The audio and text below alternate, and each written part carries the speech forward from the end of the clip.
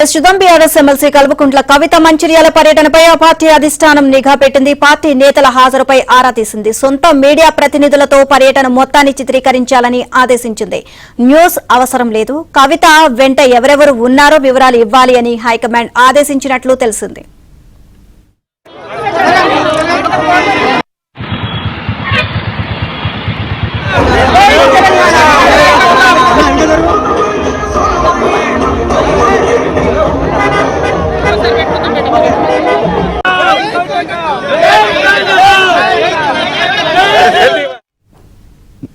Overall గీత అంశానికి సంబంధించి మరిన్ని అప్డేట్స్ కరెస్పాండెంట్ మాంతయ్య నాడి తెలుసుకుందాం. మాంతయ్య. నీలిమా, బీఆర్ఎస్ నిఘా నీడలో ఈ రోజు కవిత పర్యటన జరిగిందని మనం చెప్పొచ్చు. బీఆర్ఎస్ పార్టీ కవిత పర్యటనపై పూర్తి స్థాయిలో కూడా నిఘా పెట్టింది. పార్టీకి సంబంధించిన నేతలు ఎవరెవరు వెళ్తున్నారు, స్కోల్బెల్ట్ ఏరియాకి సంబంధించిన నాయకులు కావచ్చు, ఇటు మంచిర్యాల ప్రాంతానికి చెందిన పార్టీ నేతలు కావచ్చు, ఎవరెవరు వెళ్తున్నారు దానిపై కూడా ఉదయం నుంచి కూడా నిఘా కొనసాగింది. ముఖ్యంగా కవితకు సంబంధించి అనుచరులు ఎవరైనా జిల్లాలో ఉన్నారా, ఆ కోణంలోనే టీఆర్ఎస్ ఈ రోజు బీఆర్ఎస్ పార్టీకి సంబంధించిన అధిష్టానం ఆరాధించింది మనం చెప్పవచ్చు. పార్టీకి సంబంధించిన నాయకులతో పాటు మీడియాను కూడా దీనిపైన ఆరాకు పెట్టింది. ముఖ్యంగా కవితకు సంబంధించి టీబీజీకే సింగరేణి ప్రాంతంలో తెలంగాణ ఉగ్గుగాని కార్మిక సంఘానికి గతంలో కవిత గౌరవాధ్యక్షులు వివరించారు. ఆమెకు పరిచయాలు చాలా ఉన్నాయి. ఈ నేపథ్యంలో ఆ సంఘానికి సంబంధించిన నాయకులు ఎవరైనా వెళ్తారా, అదే సమయంలో బీఆర్ఎస్ పార్టీకి సంబంధించిన కొంత నాయకులు ఎవరైనా ఆమె వెంట వెళ్తారన్న దానిపైన కూడా పార్టీకి సంబంధించి ఆరా తీసింది. అయితే ఆ పార్టీకి సంబంధించిన నాయకులు ఎవరు కూడా హాజరు కాలేదు. కవిత టీబీజీకే అధ్యక్షుల హోదాలో ఉన్న కాలంలో ఆమె వెంట తిరిగిన వందలాది మంది కార్మిక నేతలు కావచ్చు, ఇటు బీఆర్ఎస్ నాయకులు కావచ్చు, ఆ ఎవరు కూడా ఈ రోజు కవిత పర్యటన వైపు ముఖం కూడా చూపట్లేదు. ఒక పెద్దపల్లి నియోజకవర్గం సంబంధించి దాసరి ఉషా కాసేపు వచ్చి వెళ్లిపోయింది. మిగతా నేతలు ఎవరు కూడా కవిత పర్యటనలో ఈ రోజు లేరు. దీంతో బీఆర్ఎస్ పార్టీకి సంబంధించి ఆ కవిత ఒకవేళ పార్టీ నుంచి బయటికి వెళ్ళినా కూడా ఆమె వెంట ఎవరు వెళ్లరన్న ఒక సంకేతం మాత్రం ఈ రోజు వెలువడింది.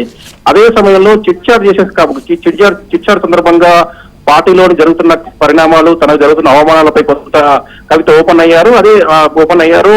ఏదైతే నిన్న మొన్న లేఖల ప్రస్తావించిన అంశాలతో పాటు తను చేసిన వ్యాఖ్యలకు సంబంధించి ఆమె కొంత సమాచారం ఇచ్చారు. పార్టీలో అనేక పరిణామాలు జోడేసుకుంటున్నాయి, తాను అవమానాలకు గురవుతున్నాను, 10 ఏళ్లుగా క్షోభను అనుభవిస్తానని మాట్లాడారు. అదే సమయంలో మీడియా ముందుకు వచ్చిన తర్వాత మాత్రం చాలా జాగ్రత్తగా మాట్లాడారు.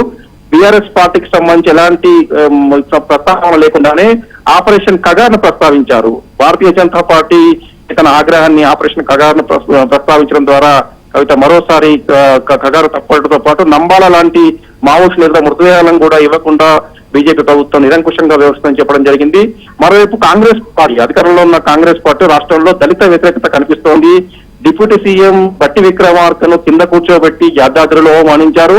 అదే సమయంలో మొన్న సరస్వతి పుష్కరాల సందర్భంగా స్థానిక ఎంపీ, కాంగ్రెస్ పార్టీకి సంబంధించిన ఎంపీనే అవమానించారు కాంగ్రెస్ పార్టీ అని చెప్పి ఆమె పేర్కొనడం జరిగింది.